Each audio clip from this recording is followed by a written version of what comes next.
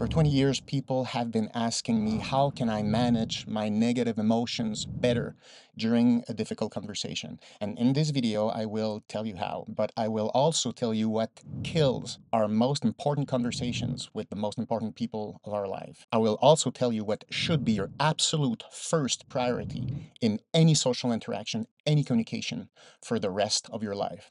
Okay, so you want to communicate better, you want to have great relationships, you want to have a better impact. Great.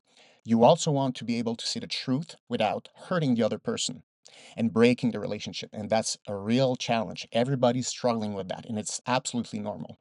So, the thing that you should know first is a concept called attentional architecture. This is what I will explain to you, and I will tell you how to control it for the whole conversation from second one till the end of the conversation. This is the key. I am Dr. Guillaume Dulude, and I have a PhD in psychology, and I specialized in social interactions, leadership skills, communication skills, relationship skills. My work has taken me to over 150 countries all around the world to study human interactions. And I've also been with 8 of the most remote tribes and communities in the world where there is no common language and there is no second chance to make a first impression, and everything counts. If you hang out with me for the next few minutes or so, I will tell you how to control the attentional architecture during any conversation. And this mechanism is quite interesting because it's fast, it's precise, and it starts within the first second of any communication with anyone. 4 essential things you absolutely need to know to understand and master the attentional architecture. First thing, a communication process is an interactive process between two people. Both brains are fast and they're processing simultaneous information on both sides. So even if you want to analyze someone's nonverbal or verbal content, it will only give you half of the answer because simultaneously the other person is reacting in real time to the millisecond to what the other person has just done. What we need right now is not a typical nonverbal or verbal content analysis. It's only part of the equation now. We are in a phase where we need to understand interactive processes. This is what we're going to talk about. And attention, and especially sustained attention, is one of the key here. So when people are discussing, they're influencing each other's live at every milliseconds or so. So what we need to look at is the interactive process. So how they influence themselves on a continuous pattern in real life, in real time, second by second. And you can control that. So the future of relationship and understanding better social interactions is not by digging deeper on nonverbal cues. So it's not only about what one person has done or said, it's about how the interaction processes evolve and is moving in real time. So it's a different lens about human communication and relationship. So that's the first thing. So we're going to look at interactive processes. Number 2, I said I would explain to you what is attentional architecture. But first, we need to understand what attention is. First, attention is what we call a cognitive process. It's not an organ in your brain. It's managed by organs. It's managed by neuroanatomical structures. But cognitive processes are abstract, but they exist. Attention exists.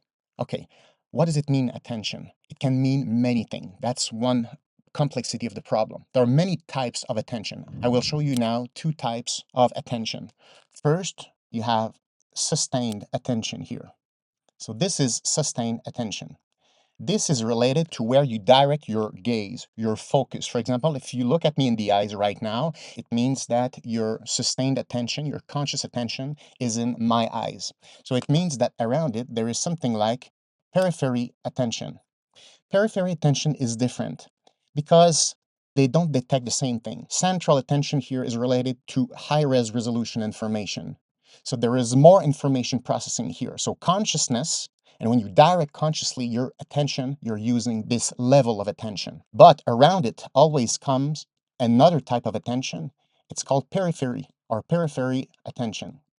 This periphery attention has not the same function, the same utility. This is meant to detect movement, to detect distraction, and to challenge your brain whether or not you should keep focusing on what you're focusing. So these are challenges all the time. So when you look at something, you're prioritizing this type of information that your brain is absorbing. But on the outside, there's always this kind of donut of challenge.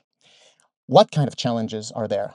Anything that can disrupt your central focus of attention. For example, you have movement around, distraction, physical distraction. So it will challenge your central focus of attention to say, maybe this should not be your priority. Maybe this should be your priority. So there's going to be a competition in your brain to say, maybe I should switch priority. The more a person can keep the same focus of attention and creates kind of an inhibition barrier between distractors and main focus attention is always more in control of the conversation. This is the first thing. The distractors here can be in your surroundings, but it can be also in your head. It can be thoughts, it can be emotions, it can be a nonverbal cues, it can be a word, it can be anything in your psychological or physical environment that will disrupt your main central voluntary attention. So sustained attention, what we call focus, it's this, and this is periphery to detect what are the contaminants, and they're creating competition. You have to be careful on these type of attention. So why I'm talking to you about this? Because you're going to say, yeah, nobody knows where my attention is. Wrong. We can detect it scientifically very easily. And the other person's brain will detect where is your central focus of attention and how you manage conscious attention. This is key here. So every time you're in front of someone, your brain will try to understand where is the other person's focus of attention. If you feel that the other person's central focus of attention is alternating between many targets, for example, distractors and main focus, distractors, the inhibition process that keeps the attention focus is not there, automatically, in real time, every millisecond, your own brain will adapt what you're going to say, how you're going to say it, the subject of conversation. And so the other person will also detect it. So it's an interactive, immediate process, just managing attention. So how can we see it? We can see it through ocular movement most of the time. And after you can confirm where you're focusing your attention depending of your breathing, depending of your movement, depending how you move your arms, depending on your smiles, depending on facial expression. So the brain is an expert on detecting what you are doing with your attention. So you do that with other people, people do it with you. So this is attention. Periphery related to distractors, and there is focus and stable attention. You must master the central focus of attention at all time. But as I will tell you in a few seconds, it's not only about your focus. You also need to take into account the other person's focus of attention in order to synchronize. If you want to have a better performance, better effect, better impact socially in your relationship, don't focus on nonverbal cues for now. Don't focus on the words right now. Focus on attentional architecture. Now that you know that there are different types of attention, you need to organize your focus of attention and the other person's focus of attention. And this is where the architecture starts. This is the rule. So suppose there are two people sitting. This is you sitting on a chair, and this is the other person. So how does it work? So the rule of attentional architecture is there can be only one main focus of attention for both of people implied in the conversation at every second of the conversation. So for example, if this person is speaking, the main focus of attention will be on himself, because you need focus of attention to gather your ideas, to transfer the ideas emotion into verbal language and to transfer it. It takes a lot of conscious attention, which is normal. So when you're expressing yourself, when you're speaking, you have the main focus of attention. So it means that the other person's focus should also be the same person. So it should be you. In other words, it's like tennis. Only one of you guys needs to keep the ball. Only, never two balls. So if one person is expressing himself, it means the person's got the ball. So the other person cannot have another ball. So in other words, this person cannot think while you're speaking. So the other person needs to put and direct his focus of attention on you. So both people synchronize your attention on the same focus. It's exactly like tennis. In tennis, the ball switch places, but there's only one ball, and both players are always in interaction according to where the ball is. So it means that if the other person starts speaking, automatically the main focus of attention is on himself. Therefore, the other person must go to attention on himself, unplug the attention on himself, and direct conscious attention on the other side because the ball has switched. This law needs to be there in all conversation. day and night, independently of the subject of the conversation or the emotions that are implied. So it's like tennis. The ball goes one way, so the attention of both players needs to follow the ball. It's going on one side of the court, and it's this person's turn to make a shot, therefore to express himself, to speak. The person who's got the ball needs to speak. Like in tennis, the person who's got the ball needs to make a shot. The other person is not in standby. The other person is following the ball and trying to understand where the ball is coming from, because the ball will return. But at no point a player can just split their attention between another focus, another ball, or a distractor. You can't afford that in tennis. In a conversation, you cannot afford that either. Now, the question is, what is the ball inside a conversation? Well, the thing is that it's hard to see, because in tennis, you can see like the ball physically. You can see it bouncing from one side to another. You can follow the ball. In human conversation, there is no physical ball. So you need to infer where is the ball. So the ball is basically the target of both people's attention, and it's going to be related to who's speaking and what we are talking about. If I'm speaking about a certain things, it means that my attention is on this abstract construct. So the goal is the other person also maintain the attention on the same abstract construct. So we are focusing on the same target. If I'm expressing myself, I'm the master of this target, this ball, this abstract construct. So I'm controlling the ball. So I'm expecting that the other person's main attention, sustained attention, is on the same subject. This is the virtual ball, if you want. If I stop speaking, it means that the ball will move over, which leads me to number 4. When do you speak? When do you listen? Contrary to what we believe, you cannot speak whenever you want, and you cannot listen whenever you want. There is an order of things. It's exactly like in tennis. You cannot just like make a shot. Like a shot is a timing between the speed of the ball and where you want to get the ball to and your intention. And there's a meeting point, there's a special timing, and yes, it's gonna work only in this window of opportunity. In speaking and listening, it's the same. You can't speak whenever you want. You can't listen whenever you want. But speaking is, of course, it's more dangerous to speak when it's not your time. So the person who's got a ball can speak safely. But suppose you have the ball. It means that you want to say something. You are ready. So because you take care of the attentional architecture, you also need to verify what is the other person doing with his or her attention. So before speaking, you need to check if the other person is directing his conscious attention on you. If you feel, because it's something that you need to detect, if you feel that the conscious attention is really on you without distraction in his mind, you can say, I have the green light to speak. This is when you're allowed to speak. When I say you're allowed to speak, I mean that you have the optimal cognitive condition to speak while making an impact while you will speak. If you feel that you have the ball, but you don't verify where is the conscious attention of the other person, his attention will be divided between you, which is supposed to be your main focus of attention, and periphery attention, distraction attention.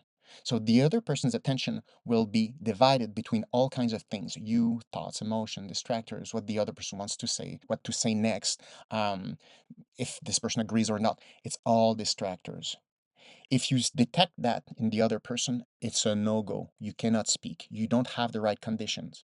If you say like, yeah, it doesn't matter, I'm going to speak, well, you're taking a big risk because you have a ball and the person has found another ball on what to focus on. So you're playing tennis with two balls. So we don't know what the rules are with two balls. It's impossible to play tennis like that. It's not possible to move forward and to have a solid conversation with more than one focus. It's impossible. So in human communication, who's got the ball and when? You need to look at special nonverbal cues. For example, if the other person's focus attention is only on you, the blinking rate will be slow. Okay, so the person will blink and the person will more likely to nod just lightly. There's going to be some little movement. So nodding, blinking, sometimes confirmation, verbal confirmation, like, okay, yeah, something like that. While you're speaking, if you feel that you have these ingredients, blinking, slow blink rate, nodding, something like that, these are all confirmation that everything's going well. The other person's attention is on you. You can freely speak. That's fine. You've got the ball, the other person knows, and while the other person is blinking, the role of blinking is quite interesting. Blinking is for encoding information. So slow blinking rate is encoding information. So basically the other person's brain is filtering and understanding the information that you're transmitting while you're speaking. So this is a good sign. Now, if you see at some point that the person stops blinking, it's becoming blank. So blinking rate slows down dramatically. So the person is not blinking anymore. The person is not moving his head at all. The person is not doing there's no feedback. It's just blank. It means that the person is in a no-go mode, and therefore this person's attention is disrupted. So the other person's attention is divided now. Okay, why? We don't know. There can be an infinite amount of reason. But what matters is this person is not with you. The person got another ball secretly in his mind. So you have your own ball, and the other person got another ball. So huge risk. So if you detect that the person is not with you, blinking rate, nonverbal language, nodding, all that stuff, this is high risk if you want to keep going, if you keep talking. So you need to detect when you see that there's a disruption of the attention, the conscious attention of the other person. So if a person is blank like this, it means that you should stop speaking. So what's the solution? You just leave the ball. Yes, it's a sacrifice. Yes, you would like to keep talking, but it's a conscious and must be a conscious and deliberate choice. You can't stay at two balls, and you need to control this conversation. So if the other person's got another ball, it cannot stay in his head. It has to be actualized inside a conversation. So if you're speaking and you see the other person is like, he's not there anymore, he's thinking, leave the ball. You stop speaking right there. You don't even complete the sentence, my recommendation. You stop talking right there. You switch your attention on the other side. You respect the attentional architecture, and the person magically will come back to life and start speaking. So again, you reestablish the attentional architecture. This is a bold leadership skill, and it's hard to do. It takes a lot of willpower, but if you practice it, you will become really good at it. If you decide to speak anyways, you will burn what you say. The person is not listening to you. The person is secretly preparing the next answer. And you will feel that the emotions are going up, negative emotions, because if you split attention on both sides at the same time, if only one person does it, helplessness will rise. If helplessness increases on one side or the other, it will spread on the other person in less than a second. And right away, both people have helplessness, and helplessness predict negative emotions. Helplessness predict low trust. Helplessness predicts anger, anxiety, a loss of control during communication. Loss of control and helplessness will affect the relationship, and it will affect negative emotions. It will increase negative emotions. So people say, I want to have a better control on my negative emotions. My solution to you is don't care about that. Care only about the structure of attention and see how it goes first, because there is nothing more important than the cognitive basis of a dialogue. So let's sum it up. First, we are in a new era of communication now. You can't analyze only one person's nonverbal, one person's sentences or verbal content. You need to check both people simultaneously. Second of all, attention is primary. It's first importance. There are many types of attention: focused attention, conscious attention, and periphery attention, which will distract you from the main focus. And you need to keep that under control. Number three, it's like in tennis. The focus of attention needs to be the same for both people at all time. If one person is talking, this person expressing himself or herself is focusing on himself or herself. He's got the ball. She's got the ball. So it means that the other person's attention must be also focused on the same person. It must always be synchronized.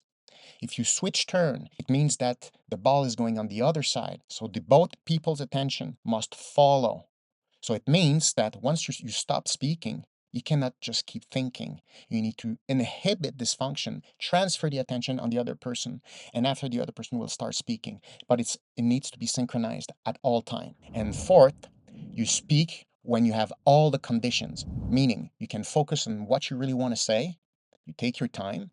You allow yourself to focus on yourself, what you really want to say. But it's not enough. You need to make sure that the other person's attention is on you as well. When you have both conditions, it's a go. You can start speaking. And to finish, when you're speaking, if you want to maintain an impact, You need to make sure that when you're speaking, you always check if the other person's conscious attention is on you.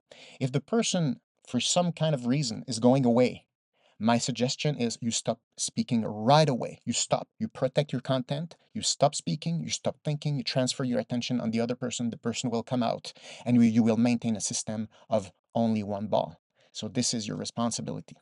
So if you want to gain more power in communication, have better trust, better impact, have low negative response, feel in control, feel important, make the other person feel important. Don't focus on words, focus on the attention structure, the attentional architecture.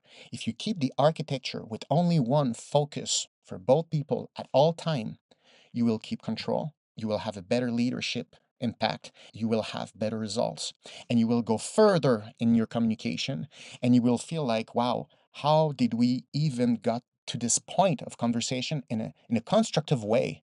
And sometimes you've tried the subject before and it didn't work. And why did it work now? It's because probably the attentional architecture was right from the beginning, and you maintained it all the way up to the end of the conversation. Now, the difficult part about it is the attentional control by itself, because when you have negative emotions, a part of your brain is saying like, I want to keep the ball, I want to talk. It's wrong. You must not obey to this impulse. So to keep the attentional architecture intact from A to Z during the whole conversation, there's a big willpower to it, and there's also a matter of practice. The more you practice that, the more your brain will start to accept that I'm going to stop talking now, transfer my attention on the other person, and the ball will come back to me eventually. It will. It must. It's just that sometimes you have to make a choice like, I'm not going to talk right now. I'm going to wait for the right timing. Let the other person have the ball. Focus on the other person. Wait. When the person is done, the attention will be transferred back to you. You receive the ball. You have the right conditions. You focus on yourself, and now you're all good to go. If you do that in every conversation, especially important conversation, important topics with people you love the most, if you do that, I can guarantee you that your relationship will improve. Your dialogue will improve, and you will feel that both of you have more success. So you increase the quality of the relationship despite the fact that you had a difficult conversation. But it must start from interactive processes. It must start with attentional structure, attentional architecture. So I'll let you work on that, guys. Just try to make this exercise on your next conversation. You don't have to do anything special, by the way, because attention is just like a matter of choices in your head. If you do that, your face will display what it needs to display. You don't have to do any special tricks, any nonverbal cues. You don't have to do anything special. Don't do anything special. The only thing I'm suggesting you is to control where is your focus of attention. The rest, your brain knows what to do, your body knows what to do. Let's start with that, and never speak if you feel that you don't have the other person's total attention. And if the other person's attention breaks, stop speaking, transfer your attention just to make sure that there's only one ball at all time of the conversation. And don't worry, the ball will come back. And after, you can keep going where you left out. So if you control the system, you start controlling your whole life, your whole conversations. You can take control of the relationship. And this is without any manipulation form. It's the structure that you guys need to build the relationship on, and to build new subject of conversations that were not accessible before because the cognitive bases were too weak. All right, I'm gonna let you try that. I'm gonna be thinking of you. If there's anything, just write some question in the comments. I'm gonna try to answer you. If you have any questions, if you like this kind of content, subscribe. This is one little part of the things that are important in communication skills. There are all kinds of interesting tricks that actually work in real life with anyone at all time. All right, please subscribe and see you soon.